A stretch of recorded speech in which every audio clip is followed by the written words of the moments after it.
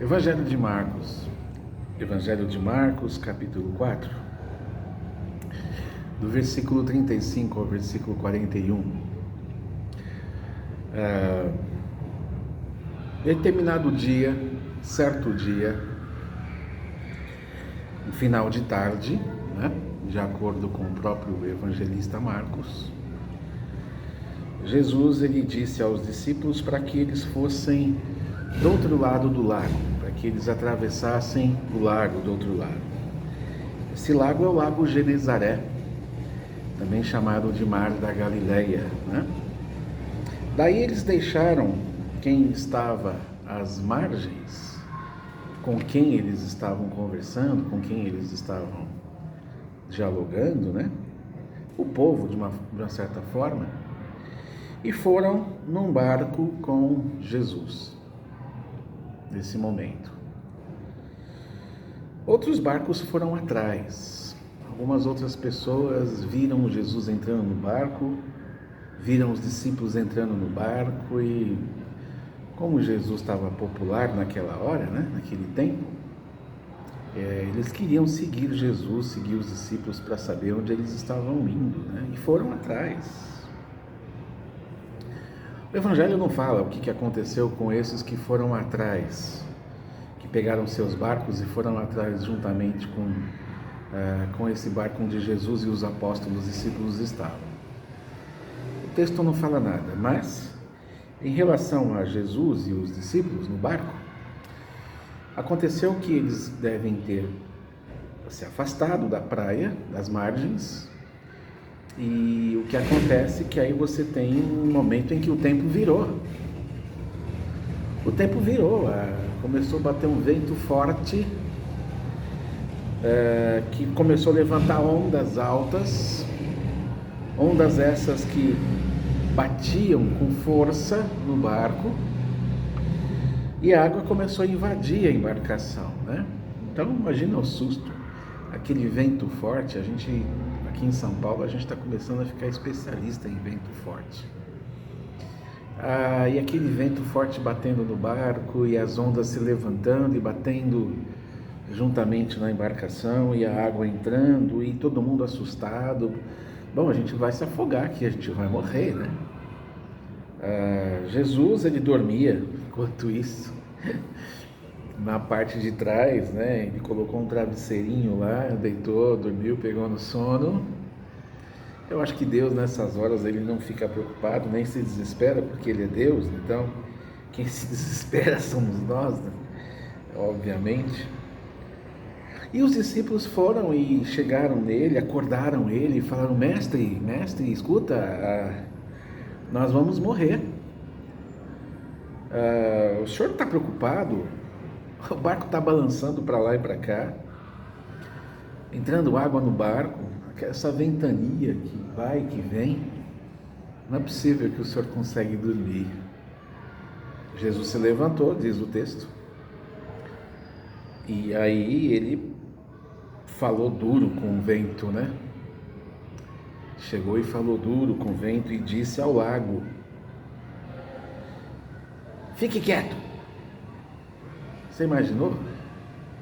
Eu acho que é Deus falando com a sua própria criação, conhecendo a criação muito bem e chamando a atenção, no bom sentido.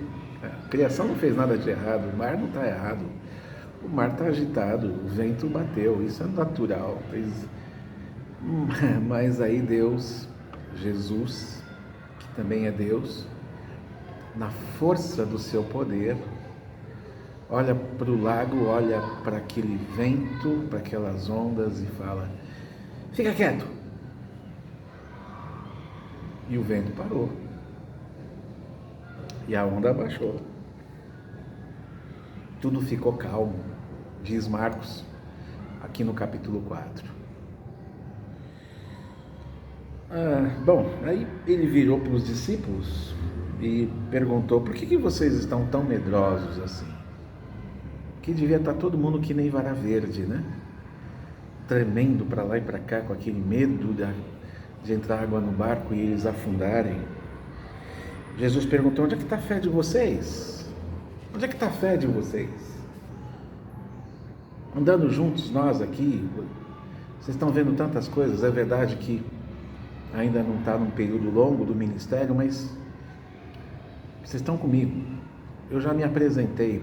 Eles não entenderam bem. Eles não entenderam, eles ficaram assustados, se perguntando um para o outro, dizendo: quem que é esse homem que ele manda até no vento?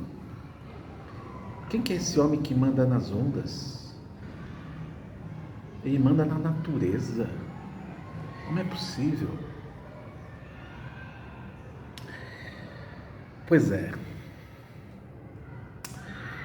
Eles não entraram no barco apenas com Jesus Nazareno, porque o Jesus Nazareno ia ficar com medo também. O Jesus Nazareno iria falar: bom, salve-se quem puder. Mas Deus estava no barco com eles. Deus estava no barco com eles. Uma pessoa comum não olha para o mar e o aquieta. Fica quieto. Você já foi na praia e você alguma vez já tentou dizer para a onda: não vem não, para, fica quieta. Ela te atropelou, né? Você só viu estrela do mar. Ninguém faz isso. E nem crê que a fé seria suficiente para resolver a tempestade. Os discípulos estavam lá com a sua fé limitada, deficiente, porque Jesus perguntou: cadê a fé de vocês, né? E essa fé aparentemente não resolvia a tempestade. Eles demonstraram medo. O poder de Deus com a sua autoridade pode acalmar qualquer coisa. O poder de Deus pode acalmar qualquer situação. Deus em Cristo Jesus, o Espírito Santo de Deus,